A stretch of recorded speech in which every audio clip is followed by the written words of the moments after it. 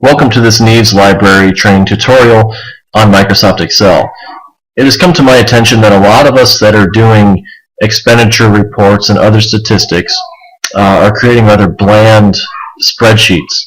And I want to take a minute to train you how to make it look a little better, a little easier to read. So today, what we're going to do is address how to create custom borders around pieces of information. And then also, we want to create a clustered cylinder chart and then insert that chart into its own worksheet in the same workbook. For today, as you can see on my screen, I've chosen to use the library adult programming expenditures and children's programming expenditures just to show you what we're talking about. First thing we're going to do is create a custom border around our information. As you can see, this is last year's chart. All the information is there. There's nothing technically wrong with this chart, but it could look a little nicer. What I would like to do is create a custom border. The first thing we're going to do is select the information we want inside the border, and for this I am going to do a simple border around all of the information, and then I'm going to give it a right click with my mouse to bring up the extra menu. After that, I will scroll down to Format Cells, click on Format Cells, and we have a number of options we can tamper with here. I'm going to bring us to the Border tab, and as you can see, we have a number of options we can do for this border. It doesn't need to be complicated, but I am going to spice it up a little bit. So the first thing I'm going to do is select a color. And the color doesn't have to be outlandish. Our library's colors are blues and greens. Let's stick with the blue for the purpose of this one. Once I have the blue selected, I'm going to select, I want an outline, and I want the month separated, which means I have to have a vertical line in there as well. And I would like that style a little thicker. Once I choose the thickness, I have to go back and select the lines I want. That looks very nice. Simply click OK. And here's our custom border. Separates the months a lot nicer. It makes it a little easier to read. At least it does for me, and I hope it does for you. Let's go ahead and click on the Children's tab so I can show you one more time what we're doing with our custom borders. First, I'm going to select the range of data I want to border around. Once I have that selected, I'm going to right-click inside the selection, scroll down to Format Cells, and add my border. Again, I'm going to add some color. Maybe this time I'll do green. And I want a thicker line. And I want the entire outline and a vertical line to separate the months. And then click OK.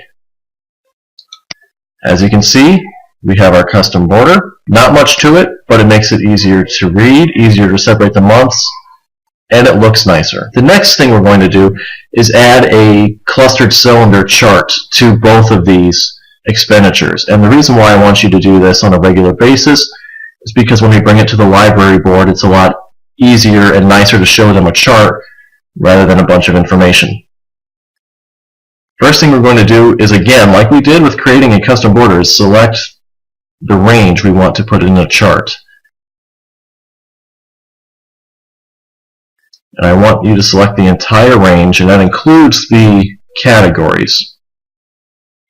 Once you have a range selected, click Insert tab at the top, and here we have our charts. We're going to go to Column because we're going to use a cylinder chart, and a cylinder is part of the column, and we're going to select the first one, which is Clustered Cylinder Chart. It's that simple. Once we have our cylinder chart, we could put it here. I would rather not. I would rather have it on its own worksheet inside this book. So what we're going to do is stay in this defaulted area up here under Design for Chart Tools.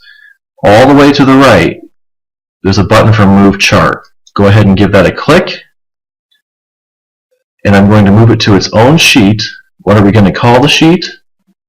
Let's call it Adult 2013 Chart.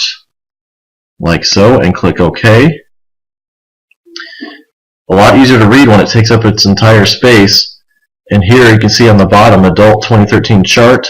The information is still there, and this has its own chart. Let's repeat that step by doing the children's area. Children's. Again, if I want to make a chart, I need to select the data I want in the chart. I'm going to select everything, including the categories. And then I will go up to the Insert tab up top. Under Charts, I'm going to click on Column and select the first cylinder option, which is Clustered Cylinder. Again, here's our chart. And by the way, the reason why I wanted you to select the categories as well is because they show up here. If we don't select that, it won't distinguish between what data is what. Again, I'm going to move this chart to its own worksheet. I'm going to be in the Chart Tools on the Design tab, scroll all the way to the right to move Chart, and I'm going to move it to a new sheet, and I'm going to name it Children's 2013 Chart, and click OK.